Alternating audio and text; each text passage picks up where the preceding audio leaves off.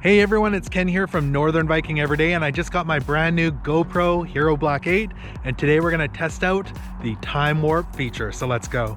So I've got the resolution set to 1080p, the lens on wide, and the speed on auto. I think the auto speed is really cool on this. You don't have to mess around with the settings, and you're gonna get a really good result on your time warp. The other really cool thing, I'll show you an example here in a moment, is you can, at the push of a button, just push it and it'll go into real time or one time mode. Just push the button here and it says real time 1x, so you can film in real time in the middle of your time warp. And then once you're done that, just go ahead and hit the button again and it'll go right back into the time warp for you. It's a great feature. I'll show you that without the breakup here in a moment.